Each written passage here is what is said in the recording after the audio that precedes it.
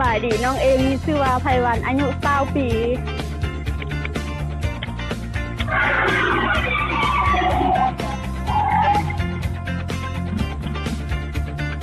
สบายดีน้องเอสนางดาวันอายุ22 ปี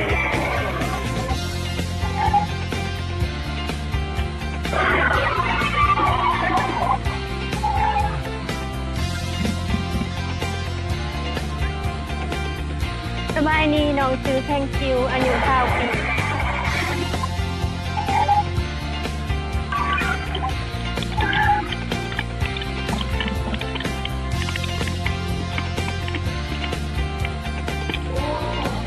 สบายดีค่ะพระเจ้าชื่อหลาน้อยนี่เขาถาม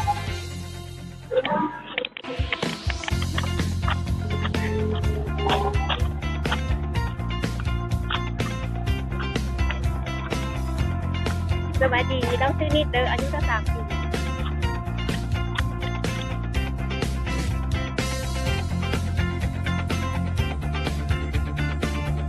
สบายดีซื้อหน้าเด้ออายุ22 ปี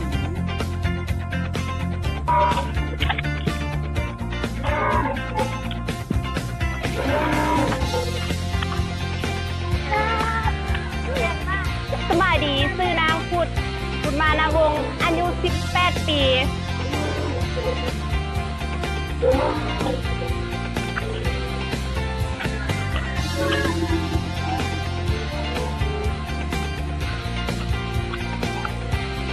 สบายดีค่อยชื่อวงอายุ21 ปี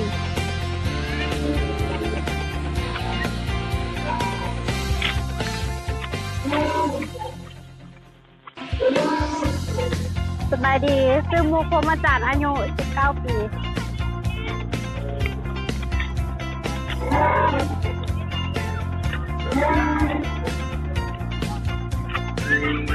สบายดีน้องคือนางอายุ18 ปี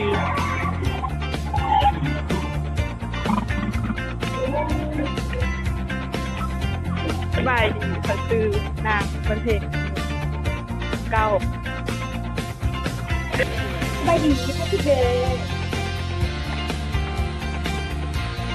สบายดีบุ้งเด้อ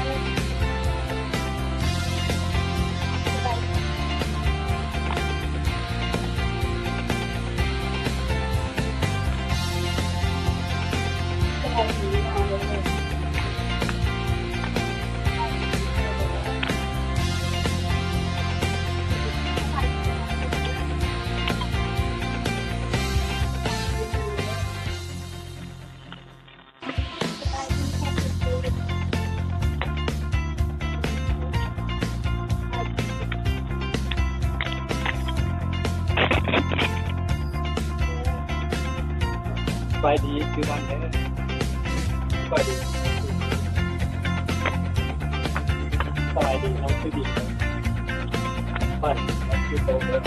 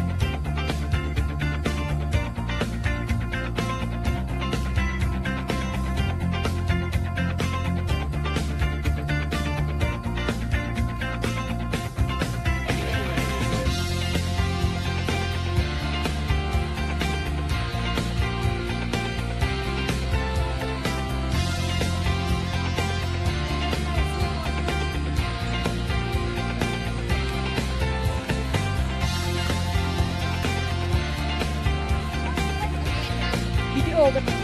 เลิศเลย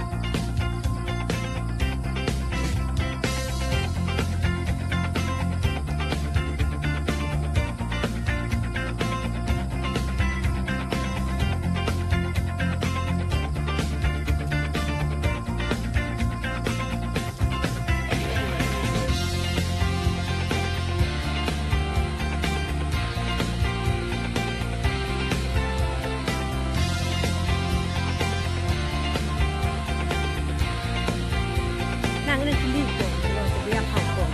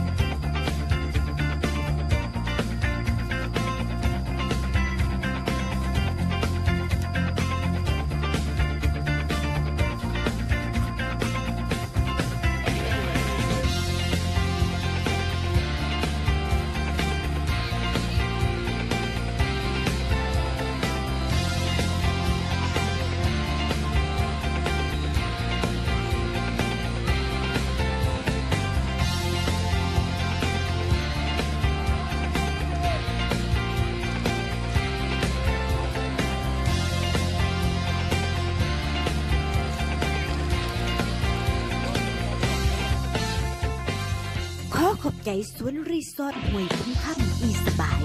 แดนไดโนเสาร์หรือสวนสนุกเนาะที่ให้การสนับสนุนไทยทำในครั้งนี้ขอขอบใจมาริมาขอบใจนักแสดงทุกคนอย่าลืมอย่าผ่านกดติดตาม